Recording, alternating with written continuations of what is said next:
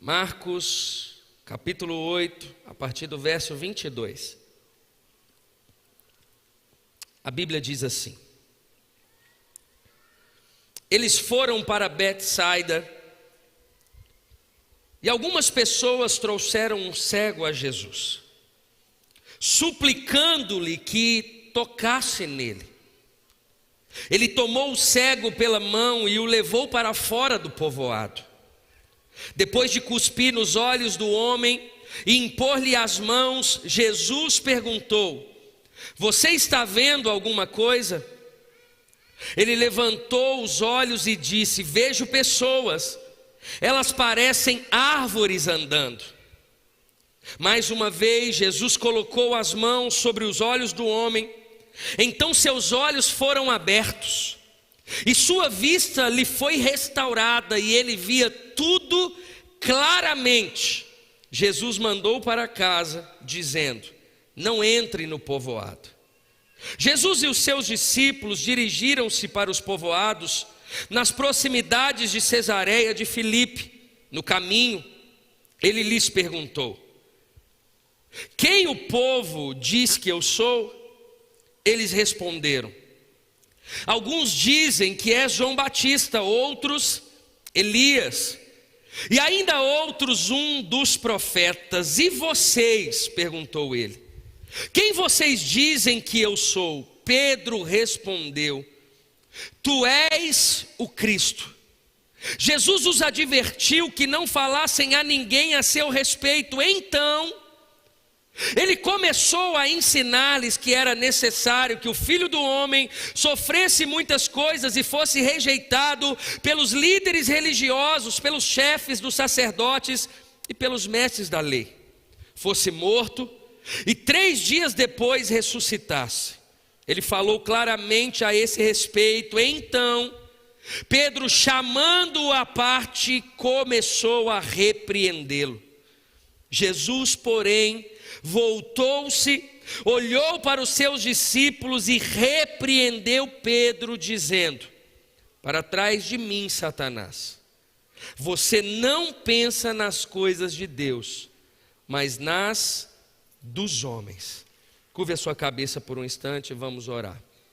Pai, obrigado por essa manhã e por tudo que o Senhor fez até aqui.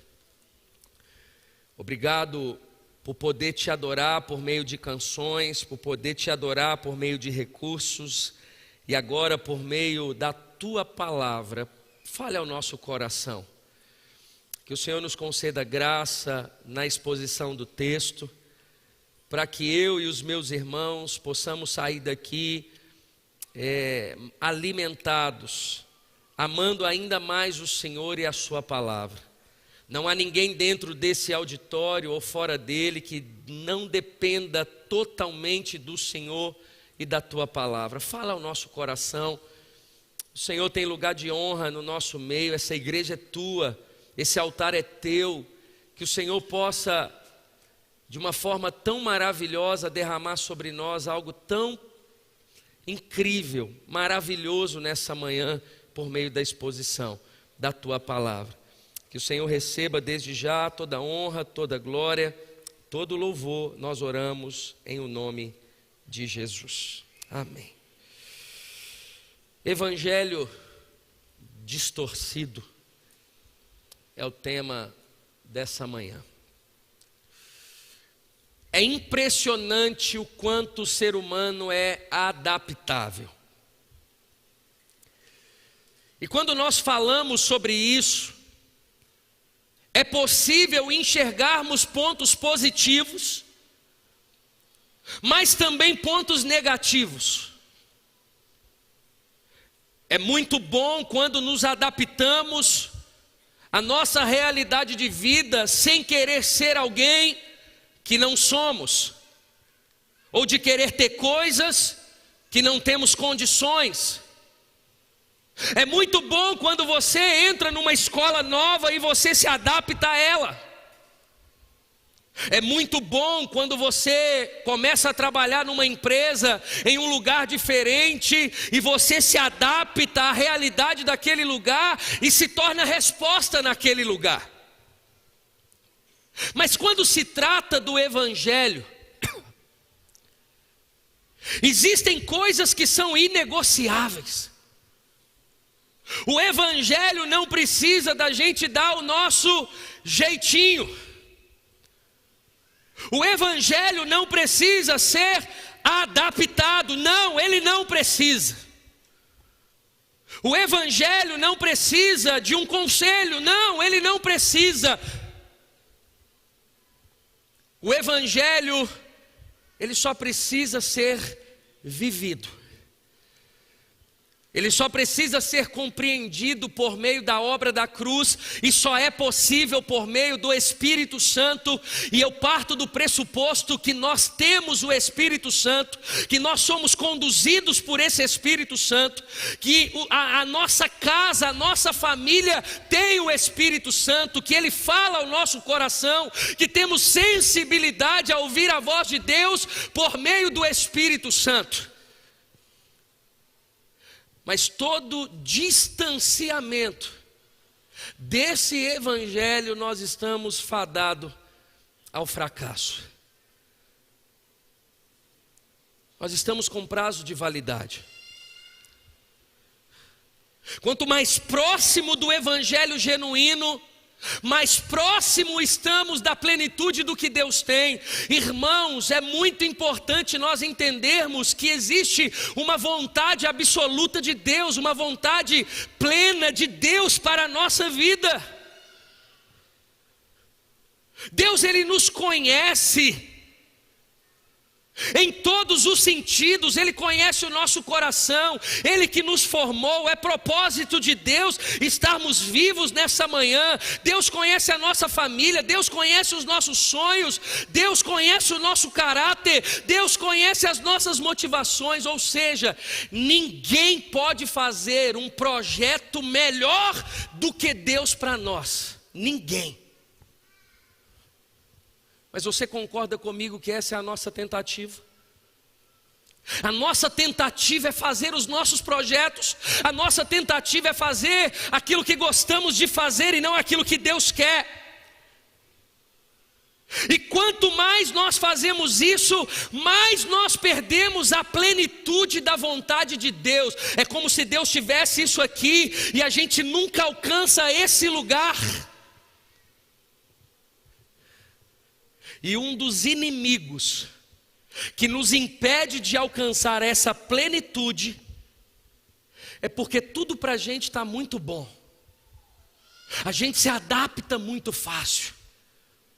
A gente se adapta em ver um tio alcoólatra e a gente diz, a gente se adapta em trabalhar numa empresa, as pessoas não conhecerem a Jesus e a gente não ser intencional na pregação do Evangelho. Eu não estou dizendo para sermos chatos, eu não estou dizendo para agirmos sem sabedoria, eu estou dizendo que as coisas passam a ficar normais diante de nós. O seu casamento não está bom e você protela, e você não resolve, e você não procura ajuda. Afinal, eu já me adaptei com esse cenário dentro da minha casa. Eu já me adaptei com as brigas. Eu já sei como lidar. Eu já sei quando colocar um gelo. Eu já sei aonde me mover. Eu já me acostumei com essa realidade. Eu já me acostumei. Eu já me acostumei a ser infiel. Eu já me acostumei a sentar numa mesa e falar mal das pessoas. Eu já me acostumei a viver esse evangelho. Mas esse evangelho que para muitos de nós é o evangelho pleno, não é. Ele é um evangelho adaptado. Ele é um evangelho com uma pitada de ego. Ele é um evangelho com uma pitada de vontade do homem. Ele é um evangelho regado com uma pitada de uma vontade do ser humano, na força do seu braço. Ele é um evangelho aonde você diz, não, tá bom, já que eu não posso ter. E você não alcança. E você não alcança a plenitude do matrimônio. E você não alcança a plenitude da paternidade, a plenitude da maternidade. Você não alcança a plenitude do ministério, porque a gente se adapta. Pastor Márcio, ele diz assim: quando não se tem uma visão clara, qualquer coisa é qualquer coisa. Quando eu não sei o que eu quero dos meus filhos, o que eles fizerem está bom. Quando eu não sei o que eu quero do meu casamento, qualquer coisa está bom. Quando eu não sei o que eu estou fazendo aqui como membro de uma igreja, só ir no culto está tudo bem. Quando eu não sei o meu chamado, qualquer coisa é qualquer coisa. E Deus, Ele vai mostrando na sua palavra o quanto nós estamos cegos, o quanto nos adaptamos, o quanto as pessoas não alcançam essa plenitude. Eu me acostumo com as migalhas que caem da mesa. Não, está tudo bem, já que eu não posso ter isso aqui. Eu não estou dizendo ter por vaidade, eu estou dizendo ter por acesso de Deus, eu estou dizendo ter porque é vontade de Deus. Eu não estou falando aqui, não, se eu posso comer isso aqui, para que eu vou me conter com isso? Não, eu não estou falando de uma vaidade, eu estou falando de um acesso do que Deus tem.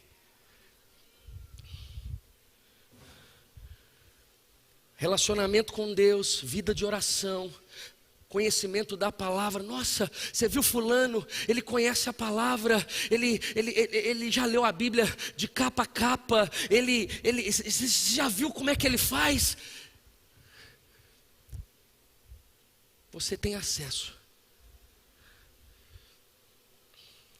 a plenitude do que Deus tem. Você acha que Deus constitui uma família para que ali seja um lugar que não seja um lugar de paz? Você acha que Deus constitui um casamento para que haja perda de tempo e aconteça brigas toda hora? Você acha que Deus fez você cair do cavalo, abriu seus olhos, as escamas dos olhos caíram, você conheceu o Senhor simplesmente para você ser um crente? Tanto faz, tanto fez, tanto faz? Não. Eu quero voltar os seus olhos nessa manhã ao que é pleno. Eu quero que você crie expectativa no seu coração em cima do que Deus tem. Você vai olhar para o seu casamento como Deus vê, você vai olhar para o seu ministério como Deus vê, você vai olhar as realidades da sua vida como Deus vê. A sua mente está muito limitada, a sua visão está muito limitada, o evangelho que você vive está muito distorcido. Não é isso que Deus tem. É por isso que Jesus, ele tem 3 contatos, ou na verdade ele chama a atenção de 3 coisas por meio desse texto que eu acabei de ler. Primeiro encontro com Jesus é com um cego. Jesus toca os olhos dele e pergunta: o que você está vendo? Ele disse: eu vejo pessoas como árvores andando. Afinal, você vê pessoas ou você vê árvores?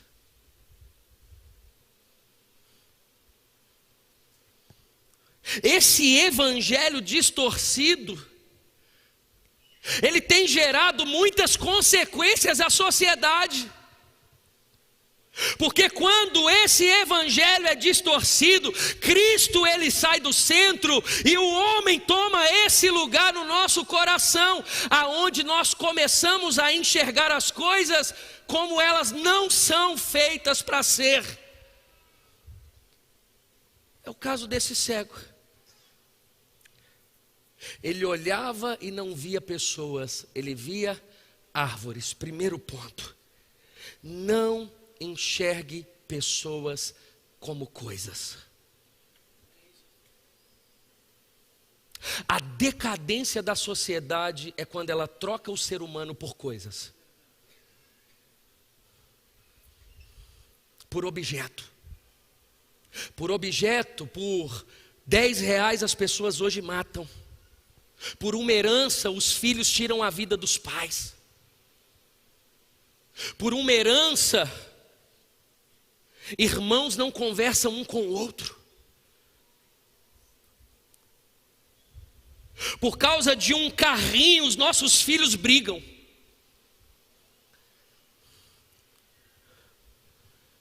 por causa de uma situação pequena, você gera uma mágoa no seu coração, e se não for Deus para intervir no teu coração, você morre com ela.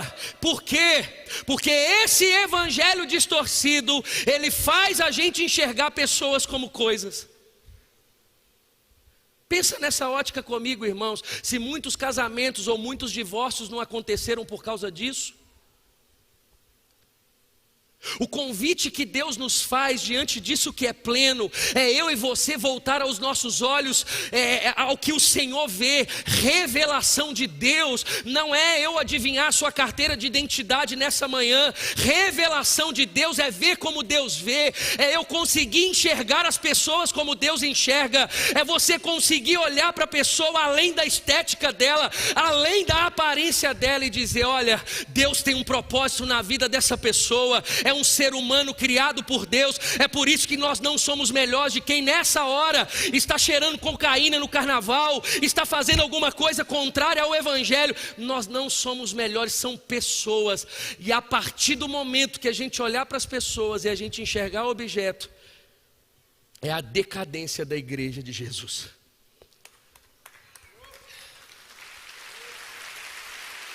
Cuidado! Cuidado para não olhar para os seus filhos como um objeto, como um chaveiro, não. Tem um ser humano, pergunta o que ele quer, conversa.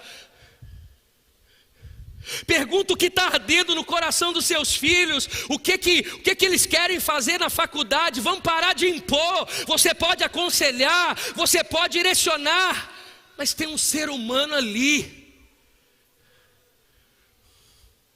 Isso fala sobre respeito. As pessoas não são objetos. Os nossos relacionamentos nos dias de hoje, eles são interesseiros. O que você pode me dar, Tiago? Se você pode me dar alguma coisa, eu estou disposto. Caso contrário, eu não me relaciono por graça de Deus. Eu não me relaciono com as pessoas independente do que elas podem me dar. Não, pessoas não são objetos. Pessoas são pessoas. Algumas estão vivas, outras estão mortas, mas são pessoas. Cuidado. Jesus, ele mostra por meio dessa palavra, ele diz, o que você está vendo? Eu estou vendo árvore.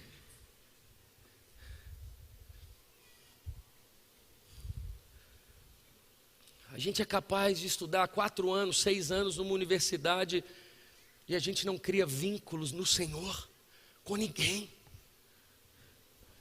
A gente é capaz de morar num condomínio e ter não sei quantos milhares de moradores, e a gente, cada um está fazendo o nosso. Nós somos o povo que carrega a mensagem do Senhor. Nós somos o povo que valoriza o ser humano. Nós somos o povo que acredita na obra da cruz. Nós somos um povo que acredita que em algum horário, em algum momento, Deus vai se revelar ao coração de alguém, de um ente querido. Nós acreditamos nas pessoas. Elas podem estar mortas espiritualmente, mas nós acreditamos em pessoas. Elas não são objetos. A sua esposa não é um objeto que limpa as suas coisas, que arruma as suas vasilhas, não.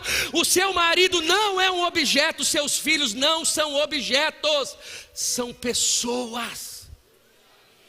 Valorize pessoas. Quando você valoriza pessoas, irmãos, você começa a trocar o que o dinheiro compra por aquilo que está tão acessível, mas você não faz.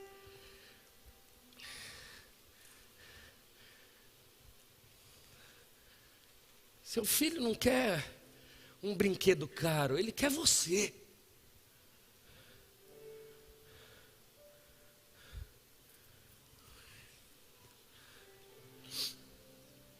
As pessoas querem atenção. Vivemos uma realidade de carência absoluta, irmãos. As pessoas estão carentes. Porque o evangelho distorcido, ele faz com que eu e você, como cristão, a gente seja mais apegado ao que a traça e a ferrugem corrói e corrompe, do que aquilo que são pessoas, vidas. Cuidado. Cuidado. Agora, O texto segue. Jesus e seus discípulos dirigiram para os povoados nas proximidades de Cesareia de Filipe. No caminho lhes perguntou: quem o povo diz que eu sou? Eles responderam: alguns dizem que és João Batista, outros Elias e ainda outros um dos profetas. Ok, irmãos, a gente tem uma visão distorcida de pessoas achando que são coisa, é uma coisa, mas a gente não saber quem é Deus. Quem é Jesus para você? Para mim, melhor para mim é que ele seja Elias. Melhor para mim é que ele seja isso. Não, irmão, Jesus não é nada mais, nada menos do que o Filho de Deus. Ponto final. Segundo ponto. Não enxergue Cristo conforme a sua necessidade. Quem é Cristo para você? Eu não sei o que Ele é, mas para mim Ele é só Jeová Rafá, porque eu estou aqui, porque eu estou doente e eu quero que Ele me cura. Não, para mim Ele é só Jeová Jirê, porque eu estou cheio de dívida e eu quero que Ele provê sobre a minha vida. E a gente começa a colocar Jesus dentro da nossa caixinha. Não, para você ele é só o curandeiro, para outros ele é só o tio Patinhas, para outros ele é só o Papai Noel, para outros não. Nós não estamos aqui por aquilo que ele pode nos dar, nós estamos aqui nessa manhã por aquilo que ele é e quem ele é. Ele é o Filho de Deus, ele é a estrela da manhã, ele é a pedra que esmiuça a penha. Ele é o guarda que não dormita e não dormitará. Ele é a estrela da manhã. Ele é o médico dos médicos. Ele é Deus. É como se Jesus estivesse no meio e percebe a falta de conhecer a clareza que Deus propõe. Ele fala: não, ok, deixa eu perguntar para os meus discípulos aqui, o que o povo está dizendo que eu sou?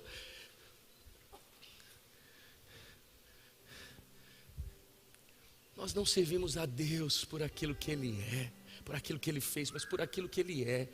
Ele é o Filho de Deus, e pelo fato dele ser Filho de Deus, a gente acorda feliz, vai na igreja, porque ele é Filho de Deus. A gente abre a nossa casa para um GC, porque ele é Filho de Deus. A gente cria os nossos filhos debaixo do temor do Senhor, porque ele é Filho de Deus. A gente é fiel no nosso dízimo, porque ele é Filho de Deus. A gente serve na igreja por meio do nosso dom, para a edificação do corpo, porque ele é Filho de Deus e ponto.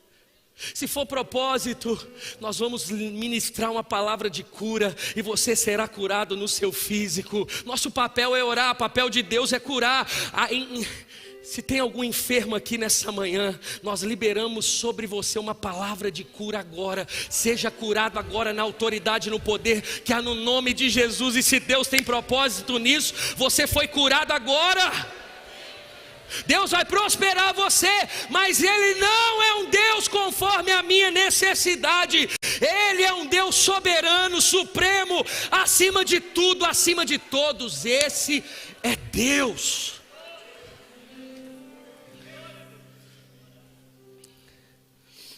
Jesus continua. Então, Ele começou a ensinar-lhes que era necessário. Vou voltar alguns versos. E vocês, discípulos, quem vocês pensam, dizem que eu sou? Dizem: Pedro, tu és o Cristo. Jesus os advertiu que não falassem a ninguém a seu respeito. Então começou a ensinar-lhes que era necessário que o Filho do Homem sofresse muitas coisas e fosse rejeitado pelos líderes religiosos, pelos chefes dos sacerdotes e pelos mestres da lei, fosse morto e 3 dias depois ressuscitasse. Ele falou claramente a esse respeito. Então Pedro, chamando à parte, começou a repreendê-lo. Jesus, porém, voltou-se, olhou para os seus discípulos e repreendeu Pedro, dizendo: para trás de mim, Satanás, você pensa nas coisas de Deus, mas não nas dos homens, mas nas dos homens. É como se Jesus perguntasse: o que é que o povo diz que eu sou? Jesus, uns dizem isso, outros aquilo, mas está bom. Deixa eu ir para uma camada mais madura. Vocês. Pedro salta e diz: tu és o Cristo.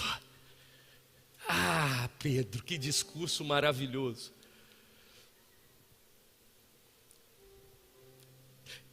E Jesus diz: tá bom, já que vocês dizem que eu sou o Cristo, deixa eu abrir o coração para vocês e começar a apresentar algumas coisas eternas.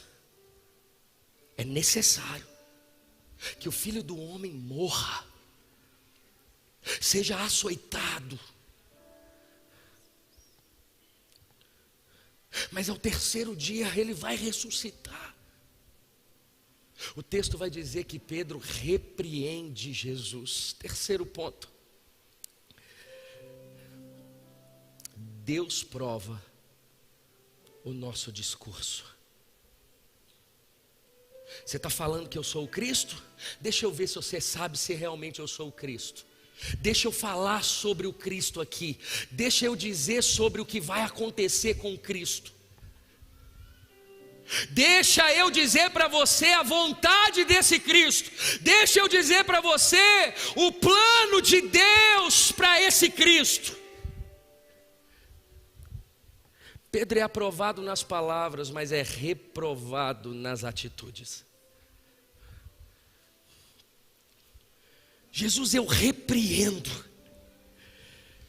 Isso não vai acontecer com você, irmãos. Se dependesse de Pedro, a gente não estaria aqui.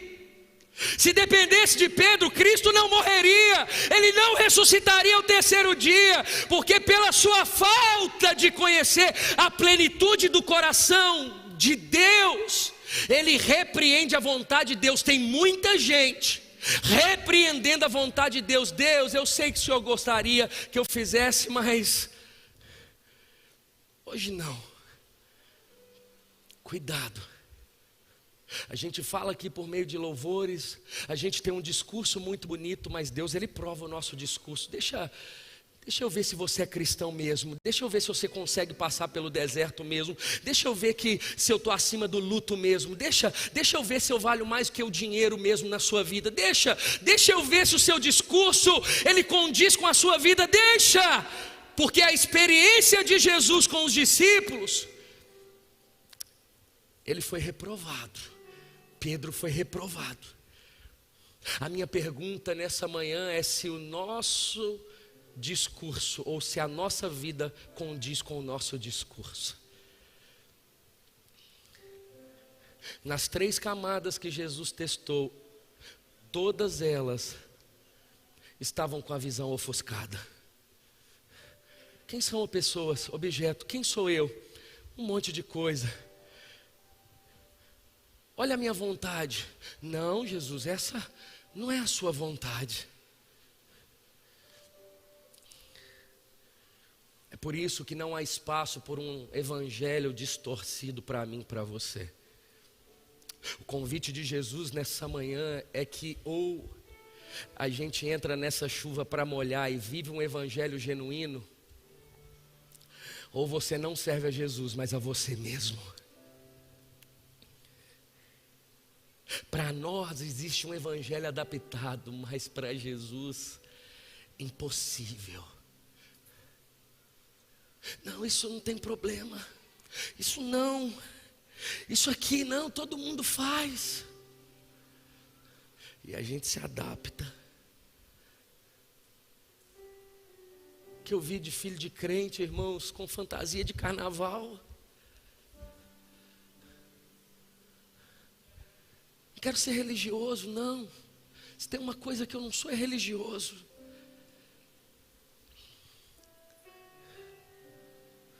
A gente se adapta nas conversas da mesa, nas piadas do trabalho, a gente se adapta.